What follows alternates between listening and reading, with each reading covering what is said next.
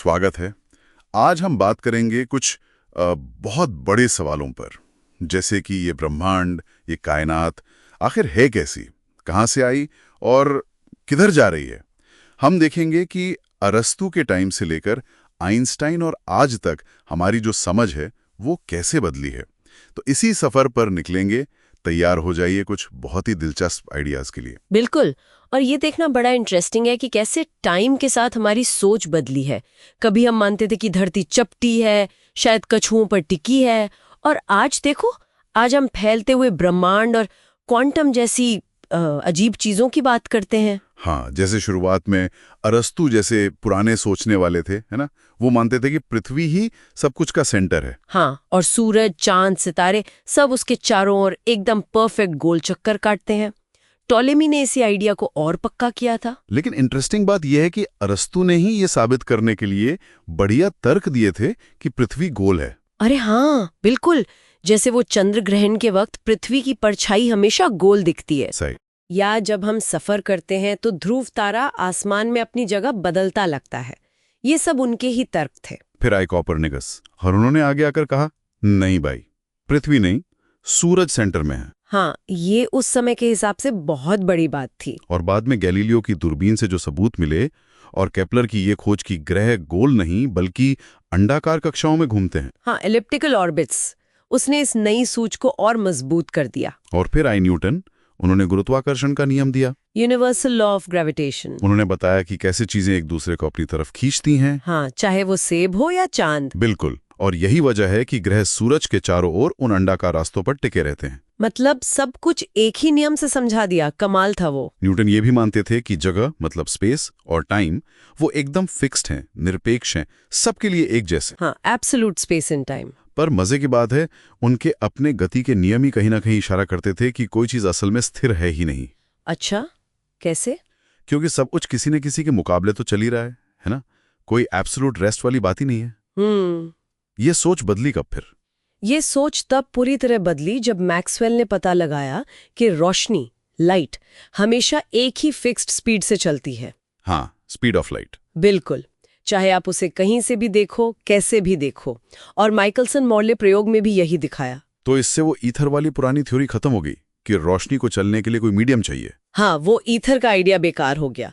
और यही एंट्री होती है आइंस्टाइन की, स्पेशल रिलेटिविटी। हाँ जी। स्पेशल रिलेटिविटी ने कहा कि क्योंकि रोशनी की रफ्तार सबके लिए एक जैसी है, तो इसका मतलब स्पेस और टाइम खुद फिक्स्ड नहीं है। क्या मतलब? वो बदल सकते हैं? हाँ, वो देखने वाले की रफ्तार के हिसाब से बदल सकते हैं। मतलब तेज चलने वालों के लिए सच में समय धीमा हो सकता है। अरे वाह! और वो फेमस इक्वेशन E=mc²। हाँ, वो भी यहीं से आई कि पदार्थ और ऊर्जा असल में एक ही चीज के दो रूप हैं, इंटरचेंजेबल। और फिर उनकी जनरल रिलेटिविटी, वो तो और भी ज्यादा दिमाग घुमाने वाली थी। हाँ, बिल्कुल। उसने कहा गुरुत्वाकर्षण कोई खिंचाव का बल या फोर्स नहीं है। नहीं, तो फिर क्या है? बल्कि स्पेस और टाइम की जो चादर है ना, उसमें भारी चीजों जैसे सूरज या पृथ्वी, इनके रखने से जो झुकाव या खिंचाव आता है, वो है। ओह, मतलब जैसे किसी चादर पर भारी गेंद रख दो तो चादर मुड़ जाती है। हाँ, कुछ वैसा ही समझ लो। तो ग्रह असल में सीधी लाइन में चलने की कोशिश करते हैं, पर स्पेस टाइम मुड़ा होने के कारण उनका रास्ता हमें घुमावदार दिखता है। और इसी थ्योरी से पता चला कि रोशनी भी गुरुत्वाकर्षण से मुड़ सकती है। बिल्कुल। और ये एक्सपेरिमेंट्स में सच भी साबित हुआ। फिर 1920 के दशक में एडविन हबल। हाँ, उन्होंने दूरबीन से देखा कि हमारी आकाशगंगा मिल्की वे अकेली नहीं है, और दूसरी आकाशगंगाएं हैं और वो हमसे दूर जा रही हैं। यही नहीं, जो जितनी ज्यादा दूर है वो उतनी ही तेजी से दूर जा रही है। मतलब पूरा ब्रह्मांड फैल रहा है, एक्सपैंड हो रहा है। बिल्कुल। ये उन्होंने उन आकाशगंगाओं से आने वाली रोशनी के रंग में बदलाव देखकर पता लगाया। रेड शिफ्ट, वो डॉपलर इफेक्ट जैसा। हाँ, बिल्कुल वैसा ही। जैसे हमसे दूर जाती एम्बुलेंस की आवाज बदल जाती है। इसी से बिग बैंग का आइडिया आया। बिग बैंग कि ब्रह्मांड की शुरुआत एक बहुत ही गर्म और घना एक बिंदु से हुई होगी। हाँ, एक सिंगुलैरिटी से।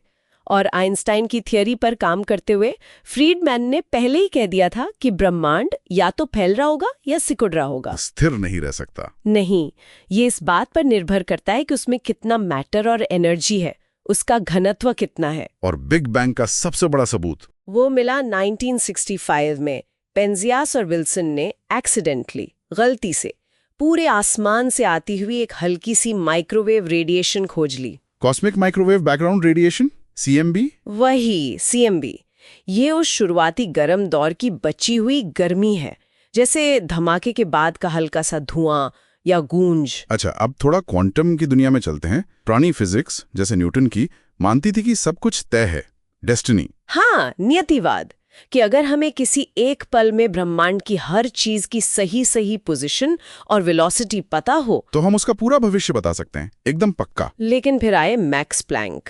उन्होंने पाया कि ऊर्जा लगातार नहीं निकलती, बल्कि छोटे छोटे पैकेट में निकलती है। क्वांटा? हाँ, क्वांटा। और फिर हाइजेनबर्ग का अनिश्चितता का सिद्धांत, अनसर्टेनिटी प्रिंसिपल, कि आप किसी कण की सही जगह और सही रफ्तार दोनों एक साथ कभी भी नहीं जान सकते। बिल्कुल।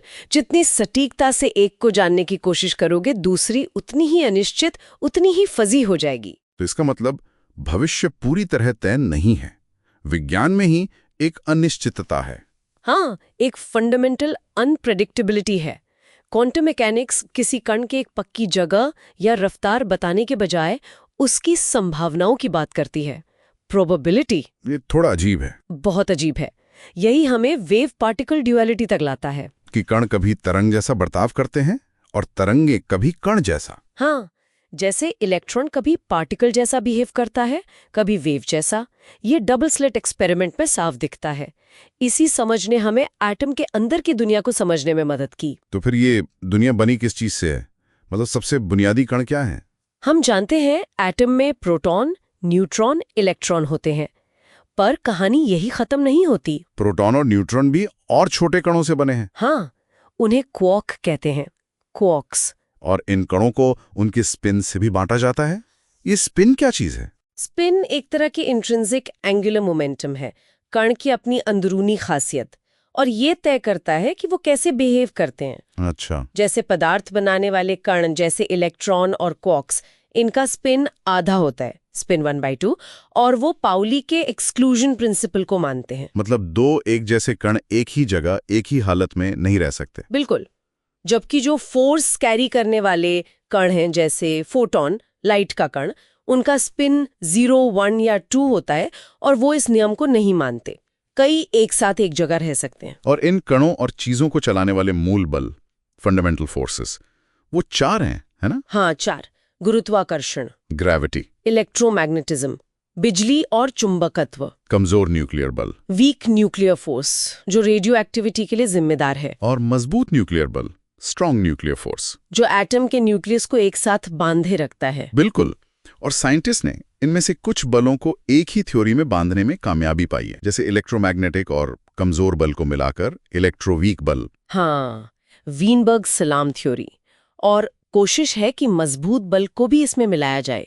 उसे कहते हैं ग्रैंड यूनिफाइड थ्योरीज या गट्स। और ये गट्स कुछ प्रिडिक्ट भी करती हैं। हाँ, जैसे कि प्रोटॉन शायद हमेशा के लिए स्टेबल ना हो, वो शायद बहुत बहुत लंबे टाइम में डीके हो सकते हैं, पर ये अभी तक देखा नहीं गया है। और आखिर में ब्लैक होल, ये तो हमेशा से फैसिनेटिंग रहे हैं। हाँ, और इनका आइडिया भी काफी पुराना है। 18वीं सदी में ही मिचेल और लाप्लास ने सोचा था कि क्या कोई तारा इतना भारी और घना हो सकता है कि उसकी कशिश, उसका गुरुत्वाकर्षण रोशनी को भी बाहर ना निकलने दे। और आइंस्टाइन की जनरल रिलेटिविटी बताती है कि हाँ, ऐसा हो सकता है। बिल्कुल। जब कोई बहुत बड़ा तारा अपना सारा फ्यूल जला देता है, तो वो अपने ही वजन से सिकुड़ने लगता है, कलैप्स। और अगर उसका वजन एक खास लिमिट, चंद्रशेखर लिमिट, से ज्यादा हो, हाँ, जो करीब 1.5 सूरज के बराबर है, तो कोई भी जानी मानी ताकत उसे पूरी तरह सिकुड़ने से रोक नहीं सकती। वो बस सिकुड़ता चला जाता है। और नतीजा होता है स्पेस टाइम में एक ऐसी जगह जहां गुरुत्वाकर्षण इतना ज्यादा है कि कुछ भी बाहर नहीं निकल सकता, लाइट भी नहीं। उस जगह की बाउंड्री को इवेंट होराइजन कहते हैं, एक पॉइंट ऑफ नो रिटर्न। एक बार अंदर गए तो वापसी नामुमकिन। और सिद्धांत कहते हैं कि इसके सेंटर में एक सिंगुलैरिटी होती है, अनंत घनत्व वाला एक बिंदु। हाँ, थियोरेटिकली तो यही है, जहां हमारे फिजिक्स के नियम शायद टूट जाते हैं। ब्लैक होल खुद तो दिखते नहीं होंगे फिर? नहीं, वो तो काले हैं, लेकिन हम उन्हें उनके आसपास की चीजों पर पड़ने वाले असर से पहचान सकते हैं। जैसे अगर कोई तारा किसी ब्लैक होल का चक्कर लगा रहा हो तो उस तारे का मैटर, गैस वगैरह ब्लैक होल में गिरते हुए बहुत गर्म हो जाता है और एक्सरे छोड़ता है। अच्छा, जैसे वो साइग्नस X1 नाम का सिस्टम है। हाँ, वो एक क्लासिक उदाहरण है। और एक नो हेयर थ्योरम भी है। नो हेयर मतलब बाल नहीं। हाँ हाँ हाँ, मतलब एक स्थिर ब्लैक होल को पूरी तरह समझने के लिए आपको सिर्फ 3 चीजें जानने की जरूरत है: उसका मास, वजन, उसका चार्ज और उसका स्पिन, घूमने की रफ्तार। बाकी कोई डिटेल मायने नहीं रखती। तो आगे बढ़ते हुए समय की दिशा क्या है? बिल्कुल। और वो एक बड़ी खोज, एक ऐसा सिद्धांत जो सब कुछ समझा सके। हाँ, वो थ्योरी ऑफ एवरीथिंग वाली बात। तो हमारे पास जो स्रोत सामग्री है वो इन बड़े उलझे हुए सवालों पर काफी रोशनी डालती है। सही। तो पहला मोती निकालते हैं, ब्लैक होल। हम सोचते हैं ये एकदम काले हैं, कुछ बाहर नहीं आता। हाँ, एक बाउंड्री है, वो इवेंट होराइजन। हाँ, घटना क्षितिज, जिसके पार गए तो वापस नहीं आ सकते। लेकिन ये विचार कि वो हमेशा काले नहीं होते, ये क्या है? हाँ, ये दिलचस्प है। पहली बात तो ये कि इस घटना क्षितिज का जो एरिया है, क्षेत्रफल, वो कभी कम नहीं हो सकता। अच्छा। जब भी कोई चीज उसमें गिरती है वो या तो उतना ही रहता है या बढ़ जाता है। ये थोड़ा थोड़ा वैसा ही है जैसे थर्मोडायनामिक्स का दूसरा नियम, एंट्रोपी वाला, कि अव्यवस्था हमेशा बढ़ती है। बिल्कुल, सिस्टम में डिसऑर्डर बढ़ता है, ये कुछ वैसा ही है। फिर वो बात कि क्वांटम इफेक्ट्स के कारण वो असल में कुछ कण बाहर फेंकते हैं, रेडिएशन। जी हाँ, हॉकिंग रेडिएशन, ये बहुत ही कमाल का आइडिया है। होता क्या है कि ब्लैक होल के ठीक बाहर, जिसे हम खाली स्पेस समझते हैं, वहां असल में लगातार कण और प्रतिकण के जोड़े बनते बिगड़ते रहते हैं। अच्छा, वर्चुअल पार्टिकल्स। हाँ, कह सकते हैं। अब अगर ऐसा जोड़ा बिल्कुल इवेंट होराइजन के पास बने तो हो सकता है एक कण अंदर गिर जाए और दूसरा बचकर बाहर निकल जाए। ओह, और वही हमें रेडिएशन की तरह दिखता है। एग्जैक्टली, वही बाहर निकला हुआ कण हॉकिंग रेडिएशन है। तो इसका मतलब ब्लैक होल धीरे धीरे अपना वजन खोते हैं, सिकुड़ते हैं। हाँ, बिल्कुल। बहुत बहुत लंबे समय में वो पूरी तरह से इवेपोरेट यानी वाष्पित हो सकते हैं। ये तो बड़ी बात है, खासकर उन छोटे ब्लैक होल्स के लिए जो शायद शुरुआत में बने हो। हाँ, वो प्राइमोर्डियल ब्लैक होल, उनके लिए ये ज्यादा मायने रखता है। चलिए अब ब्रह्मांड की कहानी पर आते हैं। बिग बैंग, एक बहुत गर्म घना पॉइंट, फिर फैला, ठंडा हुआ, तारे बने, गैलेक्सी बनी। हाँ, ये स्टैंडर्ड मॉडल है, लेकिन इसमें कुछ बड़े सवाल भी थे, जैसे ब्रह्मांड इतना ज्यादा एक जैसा क्यों है हर तरफ। हाँ, ये वाला सवाल, मतलब इतने दूर के हिस्से जो कभी एक दूसरे के संपर्क में आ ही नहीं सकते थे, उनका तापमान एक जैसा कैसे हो गया? सही, और ये भी कि इसका फैलाव इतना सटीक क्यों है। थोड़ा तेज होता तो सब बिखर जाता, तारे ही ना बनते। थोड़ा धीमा होता तो वापस ठह जाता। हाँ, ये फाइन ट्यूनिंग वाली बात। तो इसका क्या जवाब सोचा गया? एक बहुत मानवा आइडिया है इन्फ्लेशन का, यानी मुद्रास्फीति, कि बिग बैंग के एकदम बाद 1 सेकंड के बहुत ही छोटे से हिस्से में ब्रह्मांड अचानक तेजी से फैला। अचानक मतलब एकदम गुब्बारे की तरह? हाँ, उससे भी कहीं ज्यादा तेजी से। इस फैलाव ने सारी शुरुआती ऊंच नीच असमानताओं को मिटा दिया, सब कुछ फ्लैट और एक जैसा कर दिया। अच्छा। इसने वो यूनिफॉर्मिटी वाली पहेली सुलझा दी। और एक और आइडिया है जो शुरुआत के सवाल को ही किनारे कर देता है, नो बाउंड्री वाला। हाँ, ये स्टीफन हॉकिंग का बड़ा आइडिया था। ये कहता है कि शायद स्पेस और टाइम में ब्रह्मांड सीमित तो है, पर उसका कोई किनारा या शुरुआत का पॉइंट है ही नहीं। जैसे पृथ्वी की सतह गोल है, सीमित है, पर कोई एज नहीं है। बिल्कुल वैसा ही। अगर ऐसा है तो ब्रह्मांड को शुरू करने के लिए किसी बाहरी चीज की जरूरत ही नहीं, वो बस है, सेल्फ कंटेन्ड। वाह, ये तो पूरा नजरिया ही बदल देता है। खैर, अब आते हैं समय पर। यह हमेशा आगे ही क्यों चलता है? हम कल याद रखते हैं, आने वाला कल क्यों नहीं? टूटा हुआ कप खुद जुड़ क्यों नहीं जाता? इसके पीछे भी वही दूसरा नियम है, थर्मोडायनेमिक्स का। हाँ। एंट्रोपी हमेशा बढ़ती है, मतलब चीजें ज्यादा व्यवस्थित से कम व्यवस्थित होती हैं। अच्छा, तो डिसऑर्डर बढ़ता है, यही समय की दिशा तय करता है। ये थर्मोडायनामिक एरो ऑफ टाइम हुआ। हाँ, और हमारी यादें, वो भी अतीत की होती हैं, भविष्य की नहीं। वो साइकोलॉजिकल एरो है। और ब्रह्मांड फैल रहा है, सिकुड़ नहीं रहा। ये कॉस्मोलॉजिकल एरो है। और कमाल की बात यह है कि ये तीनों तीर एक ही दिशा में हैं, हमेशा?